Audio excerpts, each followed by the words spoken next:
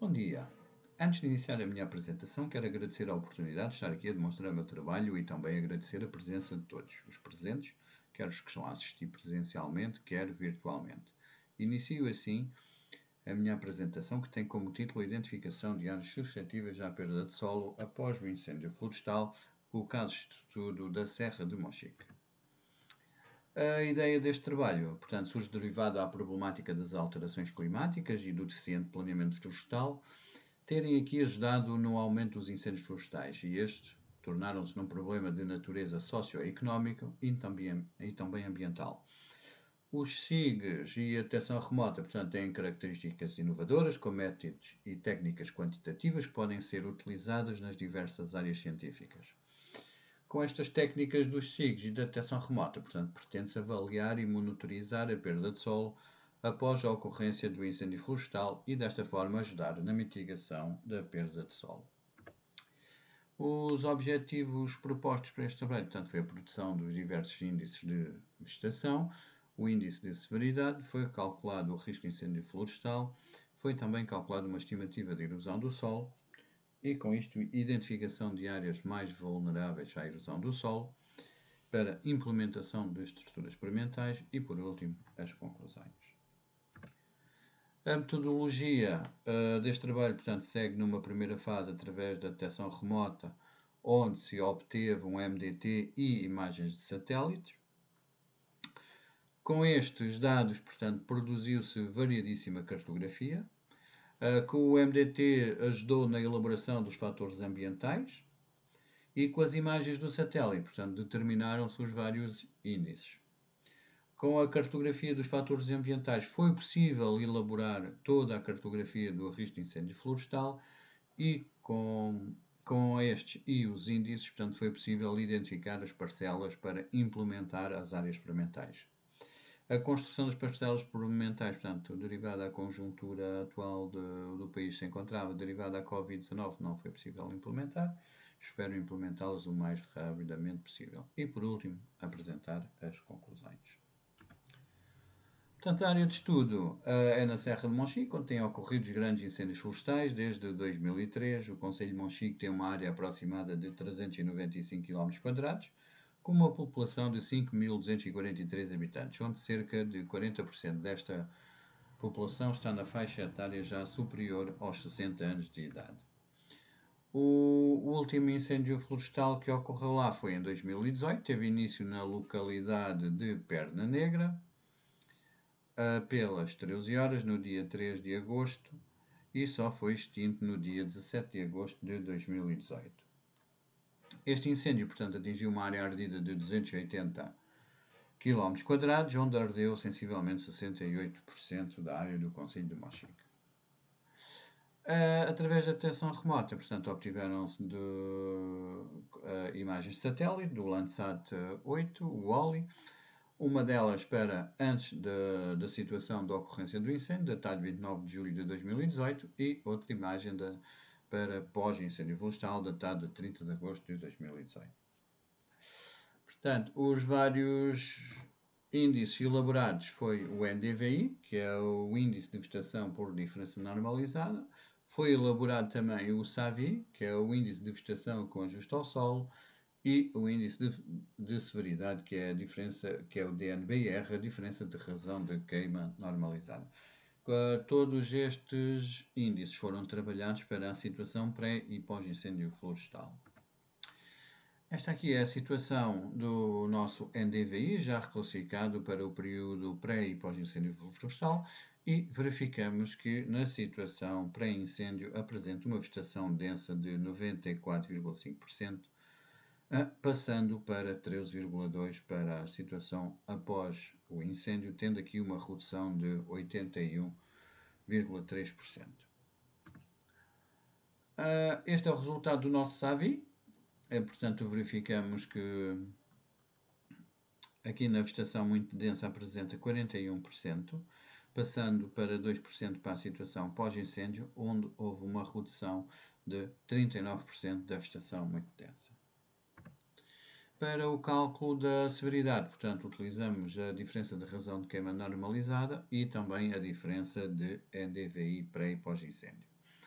o que verificamos que na diferença da razão de queima normalizada apresenta uma severidade elevada de 0,6%, enquanto que na diferença do NDVI apresenta uma severidade elevada de 2,1%. Normalmente os valores mais elevados da severidade situam-se nas cotas superiores aos 300 metros e também com os declives superiores a 20%.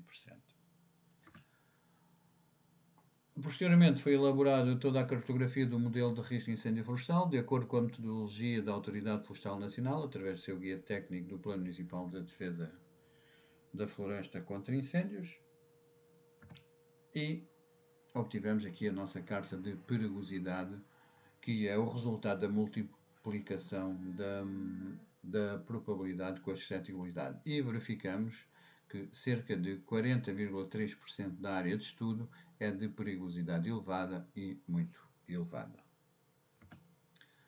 Aqui temos a nossa carta do dano potencial, portanto é o resultado da multiplicação da vulnerabilidade com o valor económico, e obteve-se que 94,97% da área de estudo é de dano potencial baixo a moderado.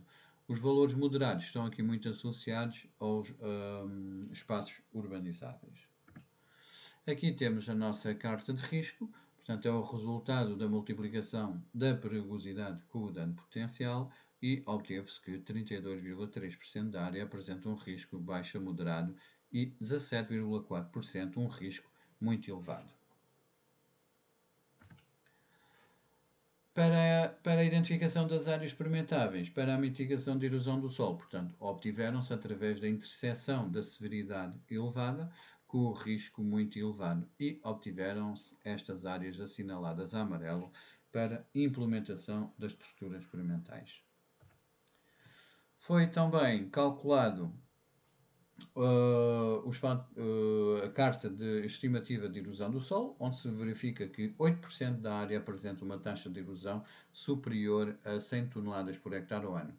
Mas, se verificarmos, dentro do perímetro do incêndio, passamos para 27% da área com uma taxa superior a 100 toneladas por hectare ao ano. Sobre o caso experimental, portanto, foi efetuado apenas em laboratório, e antes de implementar as parcelas de monitorização foi necessário montar e testar estes equipamentos de recolha do escoamento superficial e da erosão do solo. Aqui observamos nesta imagem, portanto, a montagem da caixa pluviométrica. A caixa pluviométrica teve de ser calibrada, pois tem uma báscula, e é necessário saber a sua capacidade de água ao bascular. Então foram realizadas 10 medições e obtiveram-se um resultado de 140 ml. Cada vez que ela bascula, portanto, despeja a água, e neste movimento passa por um terminal que cria um impulso elétrico que depois é registado num data logger. Aqui temos o sistema de recolha todo montado. A número 1, portanto, em si, a montante é a caixa de erosão, onde são depositados os materiais de maior granulometria que foram erudidos. Liga à caixa número 2, que é a caixa pluviométrica. Esta ligação faz por uma mangueira para que se possa mesurar a quantidade de água escoada. Por sua vez, vai ligar à caixa número 3, que é um bidon, que serve como reservatório de água e dos sedimentos finos erudidos.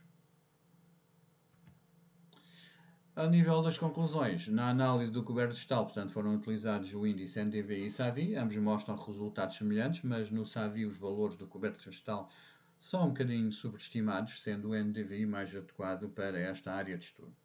O NDVI da área de estudo na situação pré-incêndio apresenta 94,5% da vegetação densa, passando para 13,2% na situação pós-incêndio, havendo aqui uma redução de 81,3% da vegetação densa. Na severidade do incêndio florestal, o índice, a diferença na razão de queima normalizada, mostrou ser mais adequado comparativamente à diferença do NDVI, enquanto que o DNBR da área de estudo apresenta 41,2% de severidade moderada, com apenas 0,6% de severidade elevada.